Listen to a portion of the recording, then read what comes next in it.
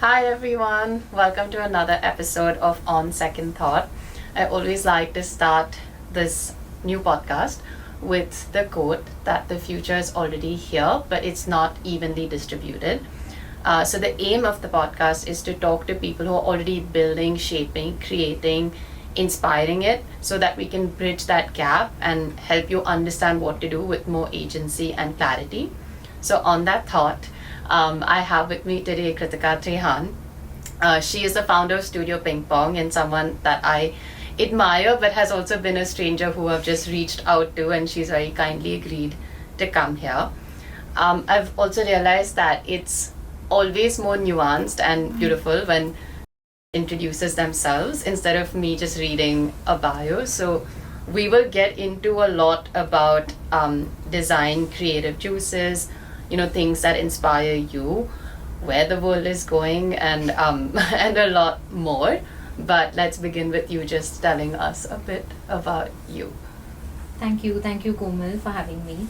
To begin with, I am Kritika. I've been running Studio Ping Pong for over 4 years now. We recently just finished or completed 4 years.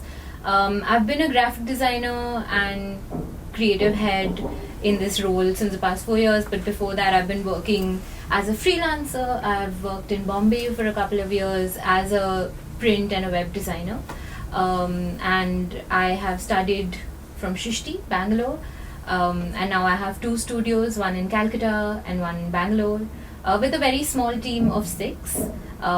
We work a lot within the branding space, packaging space, as well as a lot in the impact space. And I like to call ourselves people who make websites with a twist. Yeah. So this is kind of what we do and how we are. But yeah. Yeah, and what's something that's brought you joy recently?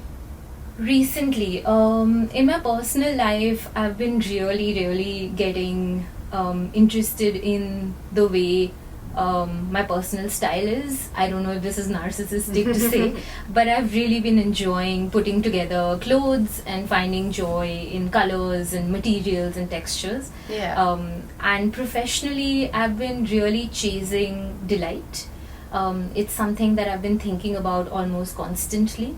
Delight in terms of like how can I give delight to somebody who's looking at my work, as well as like finding delight in probably the most mundane work that we do at the studio. Yeah. So the chasing of that delight is kind of giving me joy at the moment at work. And I think that also comes from an innate need, maybe. So when we say creativity, like we spoke sometime earlier about expression, was that something that you felt early on, that you're drawn to, just either express forms of it or a way to like express yourself or express within the world?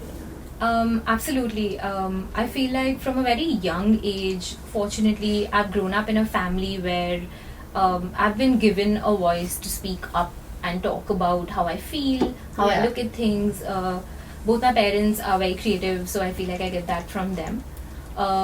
In terms of expression, art and design came into my life much later. Yeah. Very different from most other artists who like to draw as a kid. I was not a kid who liked to draw actually. That came to me much later, I would say, almost when we give our boards and like later half of school. But when I found that this is a medium that I could express myself, whether it's in doing a small scrapbook or whether it's putting together a portfolio for art school, I feel like that's where I started to feel like, okay, there is expression and I can get my ideas out there and find joy in that. Yeah, and I mean, I want to little bit take you back and maybe talk about present as well, about this duality of being in Bangalore and Kolkata. How are you balancing both? Does that get expressed in the way you express yourself too? And also you've stayed in different places too, so about that as well. Yeah, I do feel definitely. So I actually feel like Calcutta is a city that I kind of grew up in, and Bangalore is a city that made me who I am. Yeah. Because I've also done my college here at Shishti. I feel like very later in life did I realize that a lot of my visual preferences, the colors that I gravitate towards, or my love for art deco, which was again something that I found back in Bombay as well when I was living there, or like the way I gravitate towards like certain folk art styles, which are very prevalent. Like it's something I've grown up around in Calcutta. Yeah. Like if I look at Patichitra, or like these things are very normal to see around. Yeah. So I feel all my visual preferences probably came from where I grew up. And then I remember when I came to Bangalore, which was very different even visually from a color palette standpoint, right? If I just think of Calcutta and Bangalore, I think of sepia and green. Like that's how I see these two cities. Just the way the fruit cart is kind of organized here, or just the way the trees are. I feel like all sort of like fed into my visual vocabulary at large. Right. So yeah, I definitely do see both of these references coming in. Absolutely. And how has that shaped your personal design philosophy? You're also building your apartment alongside that, and I think we get to see different playful as well as serious elements of you through that. But also how much of that is Ping Pong's philosophy too? I think Ping Pong's philosophy, at least for the past 4 years, while it's been evolving, it's very much rooted in the idea of work and play kind of coexisting. I feel like I'm somebody who likes a lot of structure in my personal and professional life, but at the same time I'm drawn to more and more chaos, right? Like in the sense, like I like to kind of have a base structure to work with, but I'd like to kind of just implode that a bit wherever I can. And even if you are to look at our work even as a commercial practice or even as a studio practice, we take like we fulfill the base requirements of communication that project probably needs, but then we always try to add a little extra, like how can we make it a little bit more funner or interesting, and that's why I said twist earlier as well. In my personal life, I feel like what you were saying about the home, it's something that I've really been enjoying building out the last couple of years. And the same, I don't like matching things exactly, right? Like every corner that I look in my house, I want it to feed like my eye and my brain in a way that I feel overwhelmed by it a little bit. Like I want a lot of points of interest that I can kind of rest my eyes on. So I feel like I am more of a more is more person than a less is more person, and I feel like that is also reflected through. I think Ping Pong is also known for so many different things which you don't ordinarily say, or in my limited experience, say about another studio, right? It might be work, it might be founder, it might be either of those things. But one of my younger designer friends told me, I love Ping Pong because they do the coolest hiring posts. They have gone viral for the kind of hiring posts that they do, which is so nuanced and so specific. Or it might be for the entire pile of rejected work. I think that's something that you keep getting told, I'm sure, but it's such a fresh and brilliant idea, right? Anyone who is even broadly in the creative field would resonate with that. You'll always have 2 routes that were rejected versus one that was, even if you've self-orchestrated that. So where does that also come? Like how much of it is from you, how much of it is from the team? Are there other design / general influences in your life that, you keep with that bruise this kind of thinking? I think again, the idea of Ping Pong is where Ping means work and Pong means play. And it's the culmination of both of these things together that kind of makes the studio what it is. Against my better judgment and the business itself, which is what I like to say, good for Ping Pong, bad for business. But I feel like there are lull moments in any creative business, right? Like we all have those slow months, and we all sometimes get so bogged down by client work and commercial work because that is very much for another person, for a target audience, for market research, for competitors. There's so many things that go into that strategy that we often forget to find ways to make design for the sake of it. I like to at least have one studio project a year, which is also very ambitious most of the times, where we try to take the current team's skill sets, and we try to do something along those lines. So there's no pressure of it like finishing like in a month, or there's no pressure of it being a website or a packaging product or whatever. The point is that how do we express what we want to, and then find a medium to do it. Again, either the skill sets that we already have, or the skill sets that we want to learn but we can't in a client project because of timelines and like budgetary constraints and all of those things. So I feel like it's a really big, important creative outlet, and I've seen often that the team is more often so excited about that more than the commercial work that we get, where we all try to find excuses to work on it, any opportunity that we get. So I would say that that's integral to what we do at Ping Pong. It's been a little fast and loose on the other work that we get because it's still a business. I still have to pay the bills. So that always gets importance. But we still try to like find pockets to do this. That. I also though want to take you a bit back before Ping Pong when you were freelancing for a while. I'm not sure how many years, but for a while. I've seen you share a few posts on, the realities also of being a founder and making that switch. When you're freelancing, you are your own boss, and there are a lot of things that you also have to deal with you're doing everything, but then there's some amount of agency too. Whereas now, when you've shifted to you're responsible for so many more people, and there's 10,000 other things that you have to take care of. So, one, like, what was your mindset like when you were doing freelance? Why were you doing freelance? And then, what happened for you to start then building a team? I think the reason to start freelance at that time was because I didn't necessarily find a studio that I like to apply to. So it was purely a practical choice. I had been freelancing since college, so I really enjoyed working with different clients, and I enjoy the business side of design. I like it. So it used to give me some kind of freedom as well as agency over my work.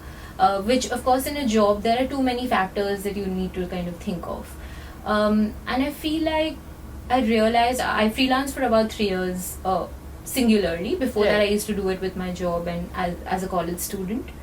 I realized that I really enjoy working with people most, whereas most freelancers like to work alone. They like to work in a flexible manner.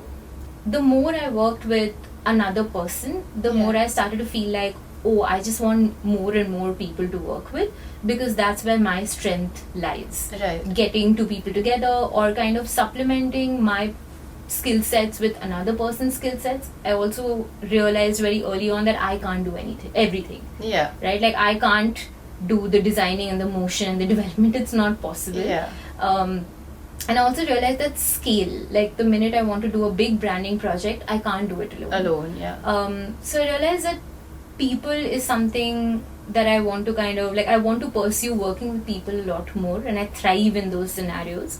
So the studio was, of course, an extension of that. Natural way of going about that. But do you find it hard to get people on board, not in terms of getting along with people, but trusting other people's work and output if you've not worked with them in the past? Like, I'll give you an example. I recently have been freelancing, but and I'm not a designer, so I would do the strategic part of it and I'd have a designer, but whoever I get on board, they're people I've worked with, so I like really trust them.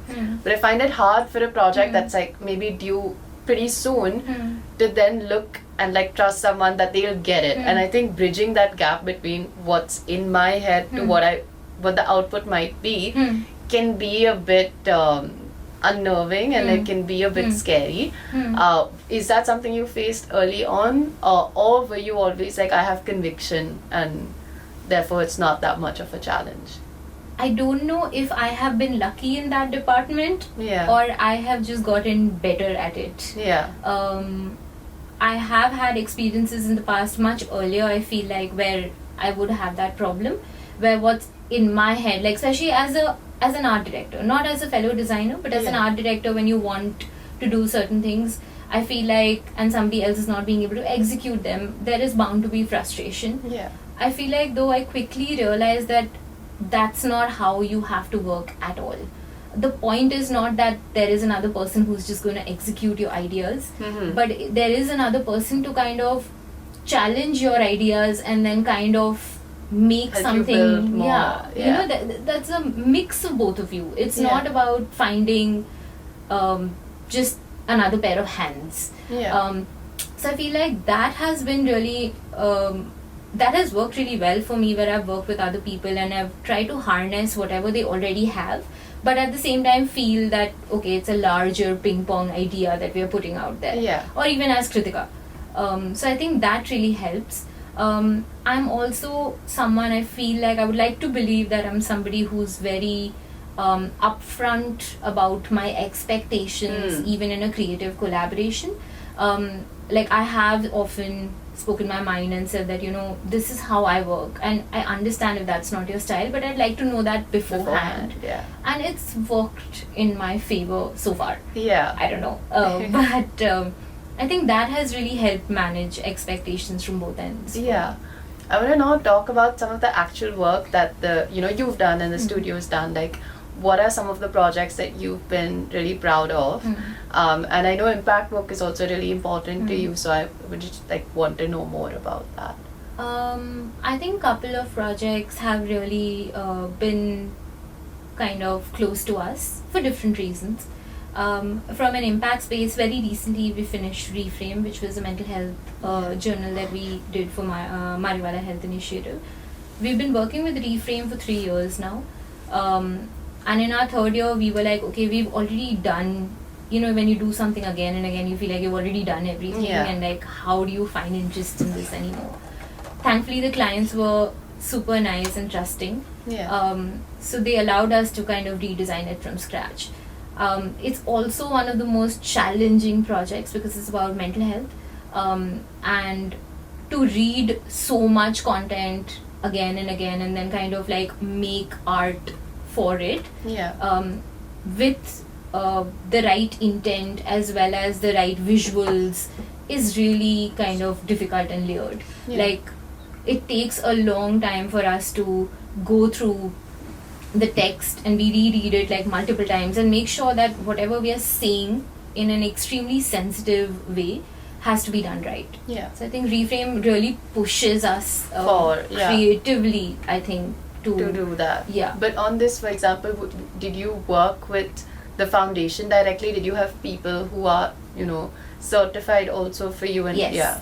So we were working with mental health specialists as well as Raj Mariwala, who runs the organization, and they are, of course, super aware of this because they're doing this day in and day out. They have a lot of experience, and they were kind of our North Star. So whenever we would falter, they'd be like, no, but like, this is not what the article meant, or the writer did not mean to say that. So we can't, really super collaborative. So I think Reframe is very rewarding from all aspects, from a client aspect, from a trusting aspect, as well as a creative aspect. And of course, it's print. So that I was gets just bonus, thinking about asking points. you that next, because what I loved what you said recently was that bring back a print, or like make print sexy again, which by the way is a trend, right? Overall, like a lot of people are coming back to print. So you did a report for a sustainability organization. I wanted to know more about that as well. So Sustainable Futures Collaborative is another organization that we've been working with for, I think, almost 2 years now. Lovely partners to work with. There are climate writers, researchers who have come together in this collective to kind of talk about the climate crisis that we are all in. But they want to do it differently. You know, they don't want to they've realized that if you put out policies or like reports in the way that it's been done over and over for so many years, nobody would actually want to read it. I feel like they are also design enthusiasts. So they're very excited always about like, how can we make this look better? How can we convey the same idea nicer? Because the content or the writing usually is very much academic, or it's like kind of like talking about climate change and things like that. So we come in there and we try to make it more interesting from a visual point. Again, not funny, not silly, and doesn't have to be. But just kind of, can we make this look better or convey the same thing in a much better way, in a more digestible way, accessible way. And that's something that we did for their annual report. We initially thought they were going to have it as a web version, and then they said they want to print it. So we were super happy about that. Yeah, so we did a print publication for them version of that, yeah. And a few other things that you've spoken about that were small but mighty. From a team point of view, I understand that. I want you to talk about that. But from the brands you get on board, how do you maintain that balance between there might be interest coming in from a lot of brands, and then some of them might be really collaborative, and then some of them may not be and may have restrictive budgets but might be big brands. Like, how do you navigate that tension? So I think small, like tiny but mighty, essentially just is a way to show the bigger brands that we are a small team, but that doesn't mean that we can't do big brands. In fact, Sagmeister recently said in one of his interviews that for a branding project, you don't need more than 5 people in a room. Right. Like, you really don't, no matter how big the project is. I mean, Pentagram also functions in that way. So I feel like that was facing the big clients and saying that we are small, because initially I used to get a lot of questions saying, how big is your team? And I would be like 6. Yeah. And I started to feel inferior because of that. Yeah. And I was like, you know what, I'm going to own it. Yeah. Because it's not reflective in our work in any way that we're a small team. So why should I have to apologize for it? And from a small brand perspective, which is what you said, like people with like maybe smaller budgets, startups, I don't know, like LGBTQ plus brands, or like maybe an individual starting a podcast, for instance. We really like working with creative people. So we want to work a lot with them. And we do a lot, maybe 2 or 3 projects again in a year, which we like to call the Tiny Mighty projects. And we usually do it at a very low cost. So clients usually come to us with a budget for that, and we tell them that this is what we can do for you in this, but we'd love to work on this. We've also recently started doing merch for smaller brands, where we kind of split the costs and split the profits. So, you know, where we really, really believe in the idea. So we do that as well. Which is a nice break from everything. But from a, let's say, client or brand point of view, do you face these, I wouldn't call them myths, but like, do you face these popular and unpopular opinions of, you know, how sometimes it's like clients don't get it, and it's tough to sell on just design. It's great when, okay, one argument or one situation can be that we're small and we tend to keep the work tight and we have a lot of quality control over it, and if someone's not respecting that, we won't take on such kind of clients. Not that it's disrespectful, I think we just won't. Or it's like, hey, no, I want to do a bit of everything. So sometimes I will work with clients that may not get it. Do you see that as a challenge to get them around, or you just you know, take a step back saying that, okay, if you don't get it, you don't get it? So it used to be a lot on my women fancy much earlier in the process, even as a freelancer, and when we just started the studio, where I would just kind of go on my intuition, where it used to be like, I feel like this person is right and I want to work with that. Sometimes with bigger brands that's not possible, because you're probably speaking to middle management, you're probably not even speaking to the founder. So again, then you do some research on the organization itself and you feel like the values are aligning, so I want to work for them. I feel like then a lot of times there are clients that come to you with very big budgets, but you don't know if it's the right fit. What we have done I have done this personally for me, because again, I feel like I have to keep reminding myself it's a business. But we've tried to come up with a matrix for ourselves. Like it sounds very fancy, it's not. But it's just 5 things that we kind of base taking our projects on. So one would be like, say for instance, it could be money, timelines, the kind of work. Is it the kind of work you want to? Like, you know, like what you just said, is it really challenging us to do something different? So even if the client seems like we might not be on the same page, I'm like, we'll push ourselves. And we like to kind of like rate these on markers. And I always keep 1 mark for like gut. Like, in the end, if my gut is saying no, I'm not going to do it. So I feel like that has really been helping us to kind of pick the right projects.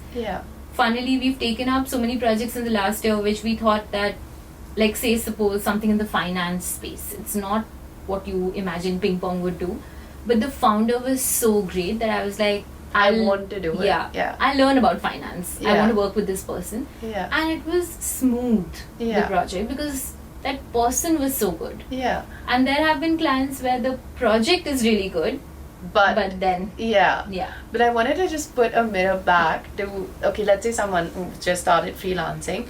You also sometimes operate with this thinking of, I should not say no to any work coming in, because right now I also need to save and build, and of course you need certain things to just pay the bills. So there, how do you navigate it? Because at times you will get a gut feeling of, this person doesn't seem like someone I want to work with, or it feels like too much effort for very little return. Yeah.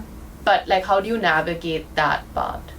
I think that's a hard no for me. Yeah. I've become quite comfortable with that. I think again in the early years I would suck up and do a lot of things that I didn't want to. Yeah.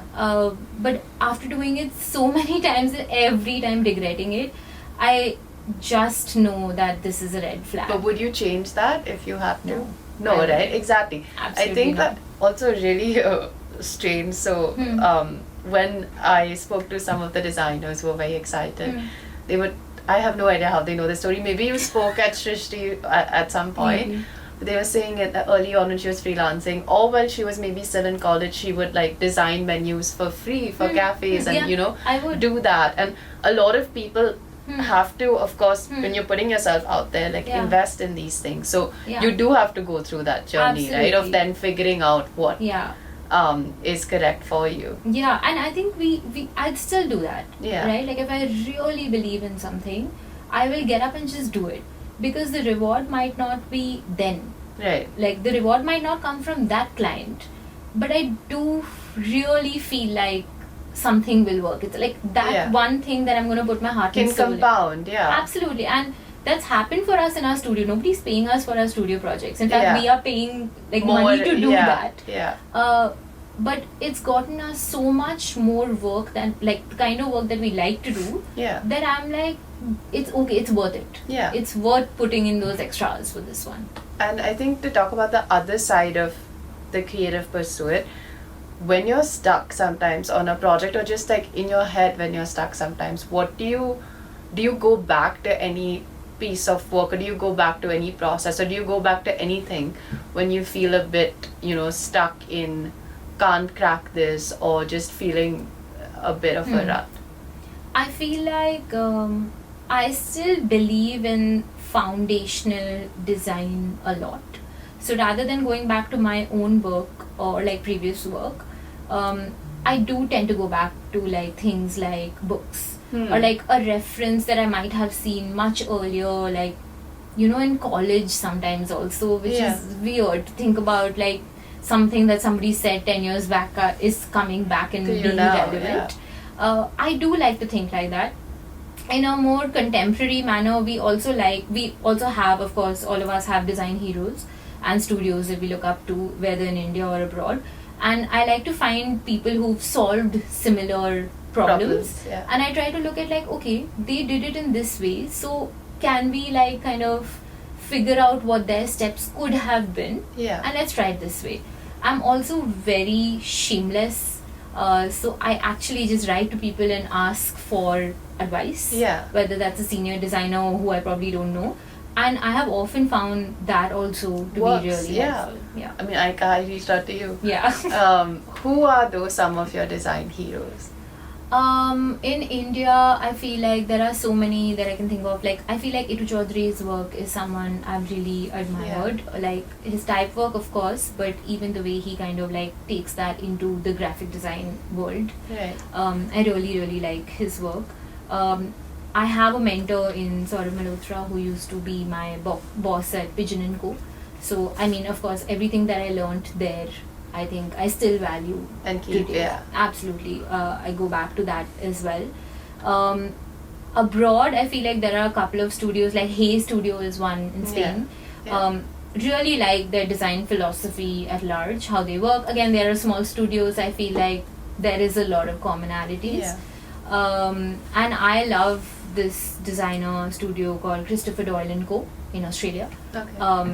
again, I love his writing a lot, so that really kind of like connects with you. motivates me. Yeah. Which like brings me to books. And even if someone doesn't know you, but they just like look, see you on Instagram, you share a lot of the books, and you share that very beautifully. So what role have they played, and what are some, if I'm sure there's a lot, but like what are some that have really moved or inspired you? So I think I go through phases with my books, like I'm sure everyone does, where when I read non-fiction, I'll only read non-fiction for like 6 months and then feel like a robo, and I'm like, I need a story set in the Middle East to get me back to reality. Or like I'll only read design books for a bit. There's one book that I really feel like was my Bible. It was gifted by a friend, and anyone who walks into ping pong is like given that. Yeah, they're just like, you have to read this. I don't know if they read it, but it's kind of there. It's called The Creative Habit by Twila Tha. Right. She's actually a dancer, not a designer, but she speaks about the creative practice beautifully, and about the rigor of it, like how we kind of have to be at it for many years until we actually see the fruits of it. And I think I found it at a very pivotal time, so that really shaped my career. So I think that book, I recently finished Art of Noticing, which was again not design but creative adjacent, and it has mini exercises on noticing. I think that makes me a better designer. I feel like to be able to observe better. There's another one called Studio Run by Eli Altman. Again, that really, I started reading that right when I started ping pong, and that really helped me structure the studio. In fact, the idea of getting a project manager was in that. You didn't have one before. I didn't have one. I was dying. And there was a whole chapter about like just ignore your thoughts and just get one. And then that made me like take the plunge of like, I need to get somebody on board. And I mean, there's also a lot that has been spoken about in conversation about even culture that you're building, and like we were talking about earlier, it's very rare to have both, where you have a thriving culture has also been bastardized so much, but where you have people who want to stay and they're not doing it just for the name, or they're not doing it just for 2 years of rigor, but they want to stay and build, and you have good work coming out too. And there's a bunch of things that I've seen which might be things you post about. Obviously internally there'll be a bunch more, but like workshops, it's not you, but like ping pong does, or you'll have people who code come in, you have people on finance come in. One, like, where do you keep the time to keep doing all of these things beyond something that feels like an initiative? You know, because I think a lot of people, I would switch off, you know, when it's just like a mandated initiative, but it feels authentic and it feels like really thoughtful. So I think there is definitely a non-hierarchical setup in the studio. I like to say that everyone gets to vote. I get to have the final vote, but everyone gets to vote. So anytime we do have, like, say, a workshop like this, it's definitely something that I ask everyone, like, are you interested in this? If you're not, we'll not do it. Because it's a lot of effort, like you said, to get somebody from outside. That person also has to be interested in all of that. So only when I see that, okay, the team is really voluntarily wanting to do this, do we get someone. I also feel like we keep the structure a bit loose. Like, we don't do it like every month. It's not like we have 4 workshops a year. No. I feel like whenever there's a dip in energy in the studio, I feel like there needs to be something that needs to change. Whether that's a workshop, whether that's an offsite, whether that's, I don't know, going for lunch. I think that energy shift is super important. And again, I'm somebody who gets bored so easily that I feel like it's mostly, I look at it as an exercise for me to get out of my funk. So I feel like that's really been helpful, and I would like to believe I'm not forcing this on anyone and they are kind of enjoying it. There have been times where we have tried to mandate fun times, and they have literally come up to me and they were like, this sounds like homework, we don't want to do this. And I'm like, okay, we'll stop it. I am not interested in taking this extra effort if you're not, liking it. You don't want it. We'll find something else. There's always something else. So we keep, like, I think we've seen that changing it up constantly is actually what's best. Helped, instead of having one Yeah. set IP, so Yeah. to speak. But I think from a larger lens, what are what is like this creative sort of itch that you have next that you want to solve for? So right now, I don't think my team knows this either, but we just finished our website, actually, our new website, which is not gone live yet. But like, so the minute we finished that, my thing was like, okay, what next? Yeah. What can I work on next? And I'd heard this podcast actually by Cal Newport. I think it was called Slow Productivity, if I'm not wrong. And he speaks about how the internet has now become a place which is devoid of any kind of joy, where we are just being fed something by a larger algorithm at play, right? Where somebody else is dictating what we like, what we eat, what we see. And if you think about like the early times of the internet when it came into being, we would all kind of be seekers on it, right? Like everyone had a different internet. So I've been thinking about like finding that kind of like delight on the internet. Like, can we actually do something with that idea? Like, can I build a website or a microsite or something, or a web experience for you where you just come with no agenda, have some fun and leave? Yeah. And it's not dictated by social media. It's not dictated by what movies you like. It's just for fun. Yeah. And if you like it, stay for a while. Otherwise, you can leave. There's such a strong actually movement of that happening, because I've read a lot about this too, of like softer internet where you're just coming for soft pockets of joy. Yes. And there are, do you use Arena by any chance? No. So you should check it out. It's called are.ne. And so it's like, when you're on the internet, one is if you have too many tabs and screens, like how do you keep it all in one place? This makes it really easier for you, because you can it's a Chrome extension. So you see anything, it'll save it into a folder. But at the same time, you can just use it to search about whatever you want, and like create blocks and channels, and you can spend hours.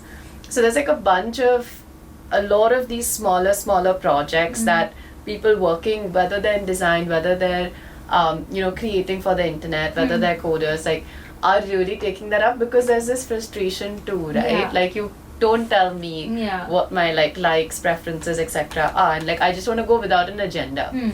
Sometimes if I open Instagram, I don't have an agenda, but there'll be an ad and then it'll become I feel like we're trying to get away from the screen because we're tired of it. But can we make that screen time enjoyable as well? And not just something that we're just mindlessly scrolling through. Like the other day I was talking to a friend and we were talking about how I don't know what movie I like anymore. Netflix is telling me what movie I like. I don't even think about it. So I think we need to kind of break away from that. Sometimes it's like your choice paradox, where there are too many options. So you'll go back to seeing the same thing again. Or my meal is over and I'm not interested anymore. Because it's so overwhelming. But a lateral thought, which I always love asking any designers, because I think every designer wants to also be or like is interested in product design. Have you ever had that thinking? I'm assuming you mean physical product. Physical product design. Yes. And we are actually building something. We've been building it for a year now. It's just been painstakingly, excruciatingly slow. But we are going to be launching that in July. So we are thinking of a Pong shop, which is going to be everyday objects kind of designed for you a little bit. Really like small batch, again from the idea of a design shop. I think every designer's dream is to have a design shop of their own. Exactly.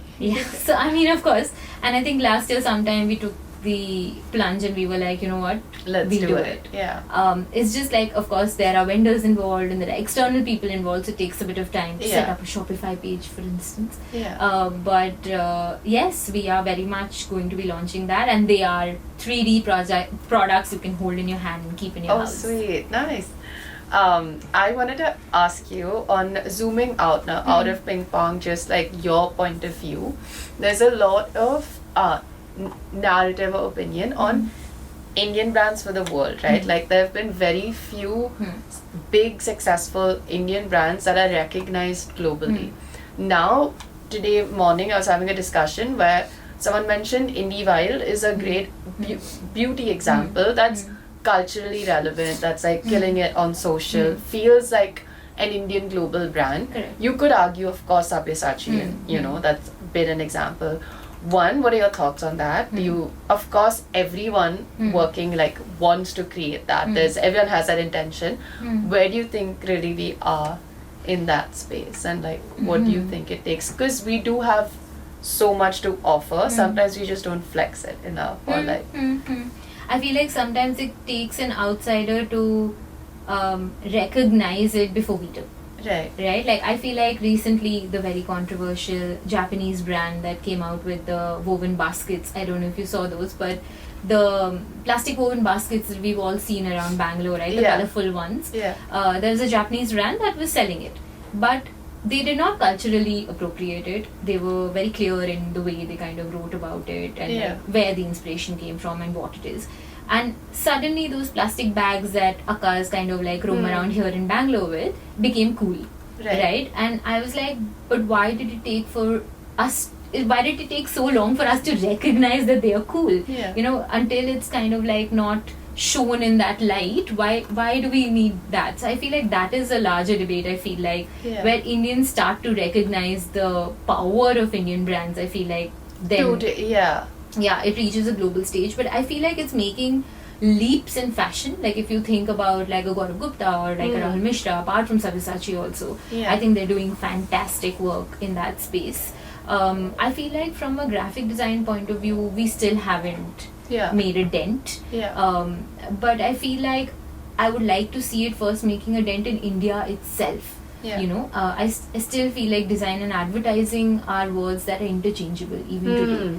I think we need to cross that bridge, boundary, and then kind of get to the other. But I feel like more and more indie brands or like kind of this entire subculture rising that is happening in India, we are starting to look a lot more inwards, right? Like for instance, I don't want to buy a Zara, or I don't want to carry a bag by an international brand. I want to first see, are there options available from an Indian brand? I want to support it. So I feel like that is definitely happening. But to become a global brand, I think we'd also have to understand the tastes, the larger tastes involved, and you're not only speaking to India, you're not only speaking to and there's like so many directions that goes in, because this for sure, I think like that's changed a lot, where everyone wants to shop. The local brands, you do get better I think options too, and it's price is a different factor. But two, to take it global, I think one is, I wanted to ask you, which might be a tangential thought, but you know, when you think of London, or if you think of Sweden, or if you think of, there's a very specific design sensibility that you understand, and that's what the brands are known for. Or if you even walk around and you see a design festival or any festival happening, there's a similarity. I had this one thought where here there's too much going on, but one common factor might be political posters, right? Because you see that everywhere. There could be others, and those are all chaotic. Like there is no sense to it.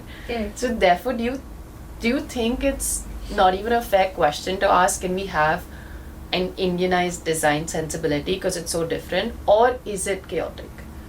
I think it's not possible to homogenize this in India. It's not. Like, say for instance, even if you take political posters as an example, the way it's done in Chennai versus the way it's done in Delhi versus the way it's done in Bengal are completely different. Fine, they're chaotic. I think that might be the base level commonality between them.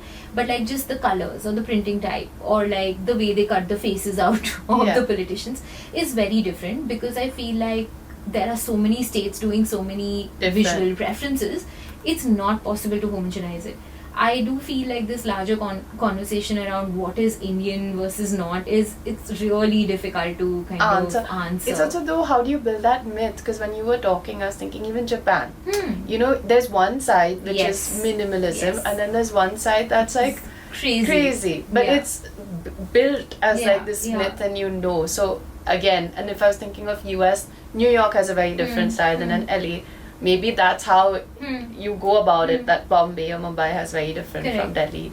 But yeah, I think that also leaves people perplexed, right? Like how do you build for that? Correct. I feel like there's so many, like I think this might be a nice way to look at it, where like there's folk art inspired design, right? Yeah. And then there is like people like you and me, or like other designers who've like kind of like recently graduated, and like how do we look at design? Because what we studied in college was not only Indian design, Yeah. right? We studied like Absolutely. all of these other designs, and like now I'm an Indian, whatever I'm designing is technically Indian design. Yeah. But like, what are my references? My references are from all over the world. So what Yeah. am I putting out there? I think that, or like I feel like then there is that entire brand of Indian designers who kind of take from like local vernacular art, like Yeah. you know, so things like that.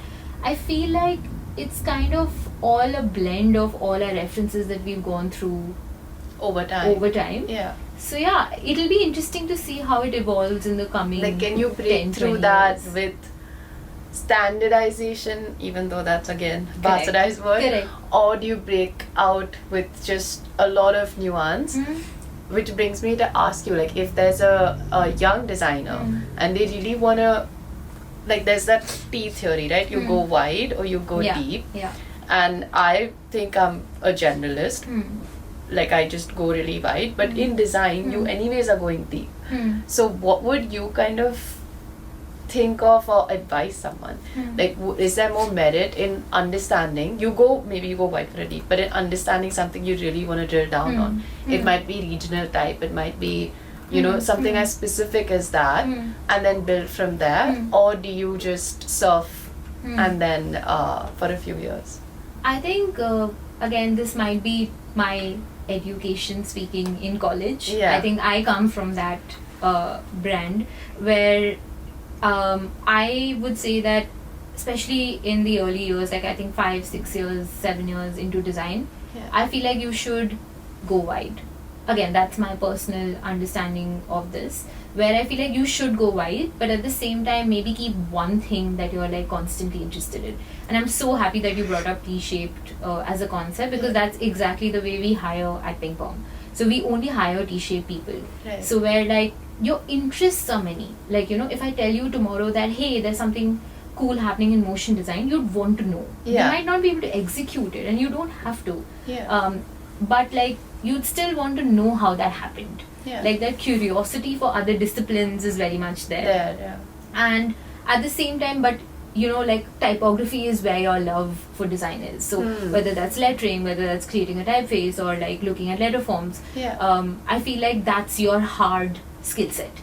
I feel that's also where I feel when you hire someone, it becomes easier. Yeah. So when you're building a team, you would like to, or at least I like to hire people from different deeper skill sets. So like one would be typography, one would be motion, one would be illustration, but at the same time they're all interested in everything. So when they work together as a team, they are understanding each other. They're speaking the same language. yeah. Why I also brought it up is because you know, some of the designers that I work with who are 21, 22, 23, they're all like these best friends who stay together, and often they'd say, we are confused because we're all graphic designers. We don't know. The dream is to have our own studio, okay? But we don't know. I guess they're at the age when they don't specifically yet know. Is it type that I love? Is it, you know, or is it like just I love doing branding, but I don't know now what in that.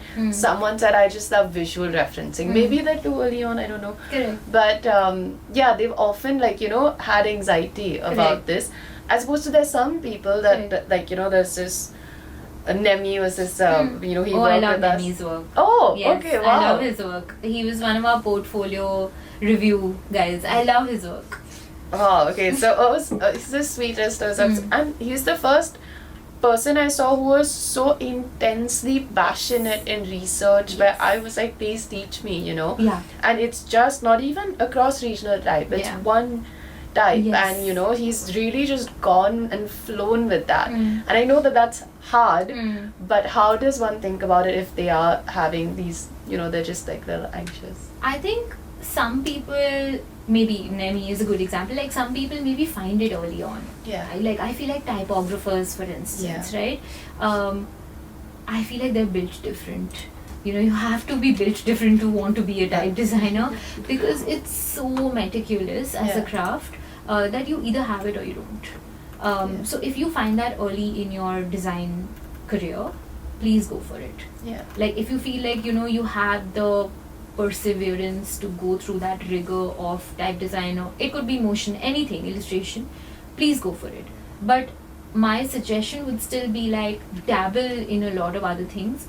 I also feel like we need to stop looking at design as graphic design or illustration or image making. I don't come from that school of design. I am an information designer actually by degree. Right. But I ultimately feel like if you can design one thing, you can design anything. Today, if I'm designing a 3D product, I don't know, I don't understand dimension and space as well as maybe a product designer. Yeah. But I feel like I can learn because the principles of design would still work the same way, Foundationally, right? yeah. Today, if you ask me to design an exhibition space, I could do it. Maybe not as well as a space designer. It'll take me a long time to get there. But I could still do it. Confidently, I can tell you that let's figure out what we need to solve for. Yeah. And then we'll find a way to do that. So I feel like look at the larger questions design is trying to solve. I'm also a broad strokes person, so maybe I think there are many different schools of thought. But I feel like try to see what you're doing at large, and then you'll find a way to do it. You can always learn the hard skill. Yeah. A hot take question for you. How much of AI are you using right now?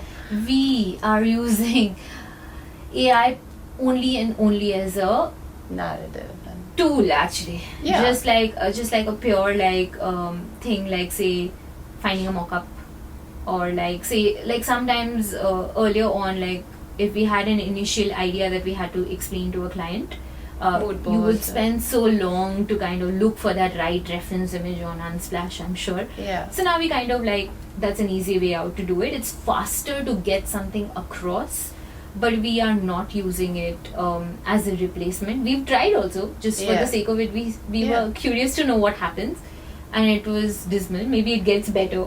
I don't know. But like as someone, you listen to a lot of podcasts, I'm sure, about this. Yes. What is your overall take? So I'll give you my perspective. I'm not a designer, right? But and of course I'm not doing refined branding work. I would do that with someone.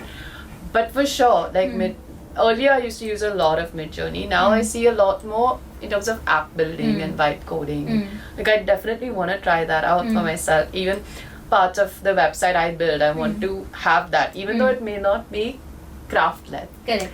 Because for me, that's not the slant. Correct. And it's very much like, as a freelancer right now, it's my best friend. Like, it's like I feel like I have a co-worker.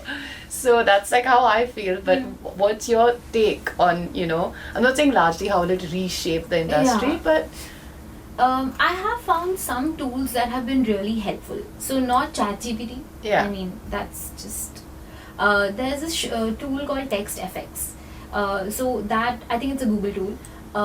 What that really allows you to is actually brainstorm and kind of get the wheels going. Yeah. Like when you have a base idea, and anyway you would have done it with like you said, like a friend, or you would have sat with it for a longer time and done it. I feel like it's a really good initiator. Yeah.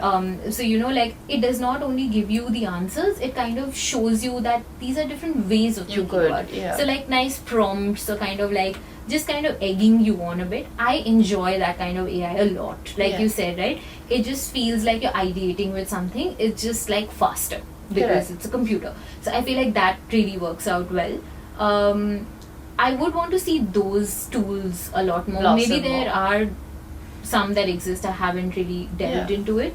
Or for instance, recently we were working with a creative coder, and he actually told us, he's like, just try it out. Like put an idea, and I don't know how to code, and I used to feel very limited, right? Because of that. But now I can put the idea in words, and it codes it for me. Exactly. Of course, it's not as good as what he does, but at least between us, it just bridged that gap. Yeah. Why not? Yeah. Absolutely use it. Yeah. So, and I think like zooming out in a more philosophical lens, like because you mentioned using design to solve problems.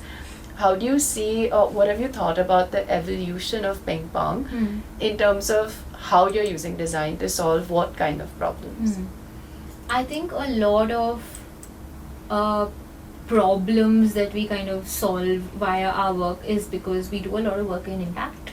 So I think whether that's creating dialogue or actual groundwork, campaign work that we also are a part of, I feel like that solves larger world problems, and I'm so grateful to have clients that have a much better understanding and reach than we do. So I feel like we feel really fulfilled.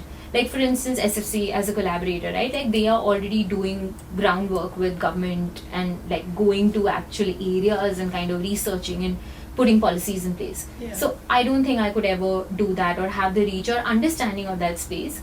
But can I be a small part of their journey to make accelerate that for them? So I feel like the impact work really takes care of that need for us. I think apart from larger world problems, I like to think of like smaller problems that I can probably control. I feel like again personally it's kind of become a mission for me along the way somewhere. I don't know how this happened, but I really want to contribute to providing a better design culture, like a work culture in India. I think I have faced in my past experiences, I have faced the kind of negative impact of it, and I, like you said, there's so many design studios, freelancers, younger designers that are going through it. I do want to be very vocal and transparent about my journey, just so that I feel like it feels like somebody else can come and like kind of help. Compounds, So I think somehow, and I think that's why so much of that work culture of ping pong is up online. It's not to show you that hey, we're a great company, but it's to show you that we can all try. And that those are things that people do take away. Again, when I litmus tested with young designers of, you know, what would you want to ask, what do you find cool, and they mentioned these things that I believe there's a report as well that you shared or you do share every year that's very transparent, and I think one with a lot of younger people, they want that, they seek that, they respect you more for it. So those things I think in general compound well, but in terms of like leaving things behind, are you someone who thinks about legacy often, or is that too early on? And I think it's too early on to think about a legacy, but I feel like this is like the kind of shift I really like to want leave. to make. Like, and whether it's just like the 10 people who worked in ping pong, right? Like say for instance, I have had past team members who've kind of like written back to me saying that, oh, you taught me this, and I'm kind of like teaching everyone at my new job. And I'm like, that's it. They become your advocates. And I don't need more than that. Like I don't have an urge to fix like, you know, 100 people thing, or like that will happen if it has to happen. But like the fact that I could do that for one person, I think that's enough. And since this is called On Second Thought, what is something, it could be anything, it could be from the past, it could be something you've read that you've had a second thought on, which is to say like maybe you had an opinion of it that you changed, or maybe you just found it interesting so you dove deeper into it. Interesting question. I think the relationship with clients has really changed. I feel like again, like when you're just starting out, all clients are bad. Whatever they're saying is bad. Like, you know, they don't know anything. And I feel over time I've really realized that they don't know a lot of the things that we already know, right? Like about design. So it becomes our job to kind of invite them and make them understand why we are doing certain things. And I feel like to just hear them out, especially when you're working with like businesses, you have to understand how your small decision on color or on form could have a much larger impact on their actual day-to-day. Without doing it coming on a high horse, you know. So I feel like, you know, we just assume that they don't know design. And like we're always on like this kind of like defense, offense, horrible kind of thing with them. And I've realized that there's so much to learn from some of these clients, and so many of them have surprised me. Where I have actually even learned design things from a lot of clients, you know, whether that's in like micro feedback, or like something that they notice as a non-designer that I kind of just assume sometimes people would know. So I feel like that has really been a learning over the like past few years. years. Yeah. And looking ahead, what are things that you are optimistic about or that you are excited about, like that would shape a more positive, nuanced future? For design in general. Yeah. Or for yourself too. I think there is something. I think there's a shift coming, whether that's because of AI or not. Like again, like you said, that's a very difficult topic to speak about in general. But I think there's a shift coming which will kind of implode the design industry a bit, not only Indian but globally. And I feel like it'll be important to know what you are doing in design, right? Like it'll be a lot more than just what skills you have, Yeah. but like how do you view design as a way of life rather than like just as a skill set or a job that you do. Right. And I feel like the people who stick with it, like as a, you know, like you embody design as your whole kind of like being, Yeah. I feel like they'd like make it through. Yeah. So I'm very excited and nervous To see how that yes, plays out. to see how yeah. that plays out. And I really do feel like everybody keeps talking about how tech is bad and like technology is kind of like making us lazy and like things like that. But I do think like there are such exciting things happening also. So I'm constantly in this like dilemma of like, This ping pong. yeah, this ping pong of like, you know, how much do I let it govern my decisions versus not. So I'm very interested to see what will happen From there. that, yeah. Awesome. Thank you so much for joining me today. I'm very grateful that you were a part of it. I learned so much, and considering it's the first time I've met you, I learned a lot, and I think everyone would find it really helpful. I feel I've spoken to a lot of designers, you know, before this who were so excited to hear from you, but also if you're starting off and you're freelancing, which a lot of people now are doing and opting for, it would be really, really helpful for them. So thank you. Thank you, Komal. This is really nice. Okay, well done. On time. Yeah.